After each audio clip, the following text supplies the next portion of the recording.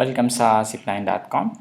This video tutuloy natin ang ating series on geometric sequence. No? And sa previous video ay dinerive natin yung general term ng geometric sequence. No?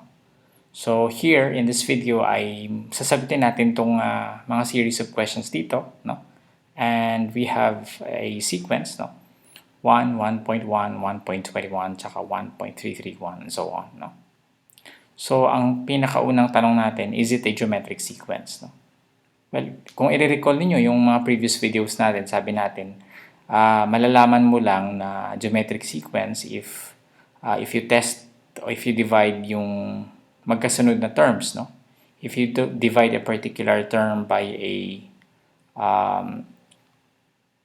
the previous term, kahit saan ka mag-pick up dito ay o kahit saan ang piliin mo dito na magkasunod, dapat magkapareho sila ng quotient, no? O tawag natin dun is constant ratio, no?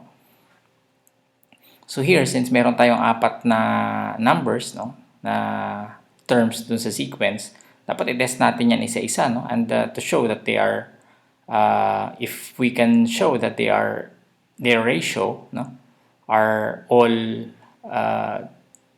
the same, no? Yung magkasunod, if the ratio of the successive terms are the same, then we can say that this is a geometric sequence. So let's start, no? 1.1, ito muna. This is 1.1 divided by 1. Obviously, this is 1.1, no? Now, second, yung hindi masyadong obvious, then we have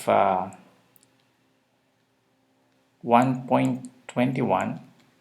divided by 1.1. Well, we can do this manually, or para mapabilis tayo, maybe we can just do this using a calculator. So 1.21 divided by 1.1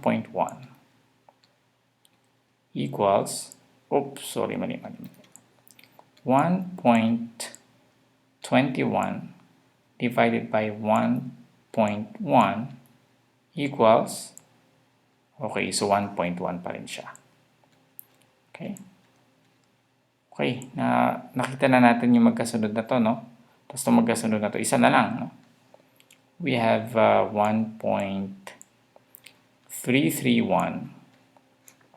divided by 1.21. Ito naman yun, yung kulay green.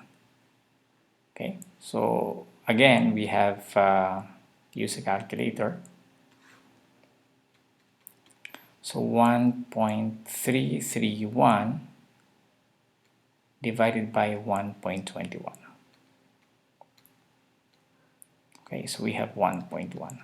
So lahat nung ratio nila pareho, no? So I think we can answer the first question. Is it a geometric sequence? And the answer is yes, no? Because of this, no? Lahat ng quotient or ratio na magkasunod nila or magkasunod na terms ay pareho, no? What is the first term? I think this is obvious. The first term is 1. What is the constant ratio? No? Nakuha na rin natin dito, no? So we have 1.1.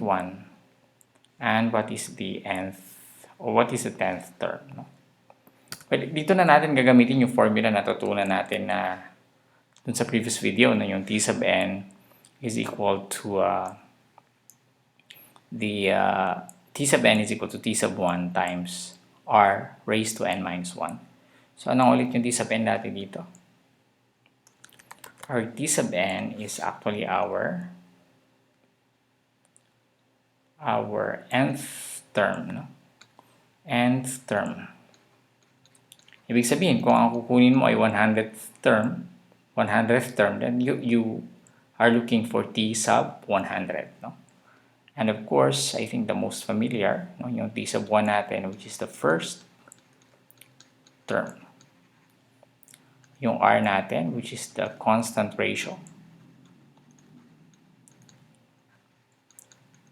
At yung N natin, which is our number of terms.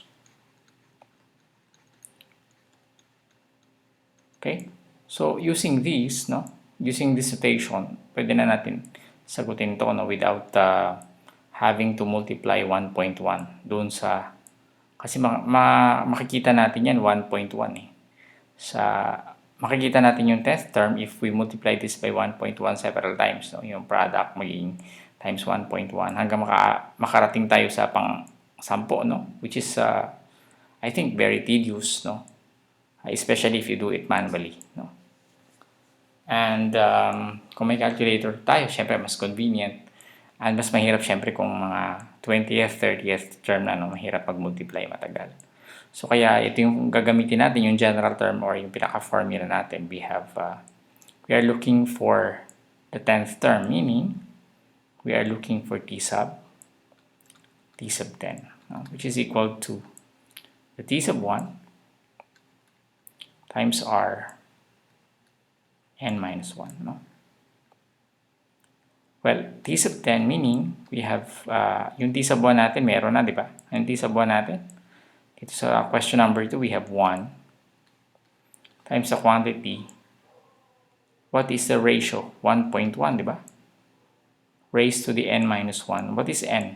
Di ba? Yung n dito, pareho rin yung n dito, di ba?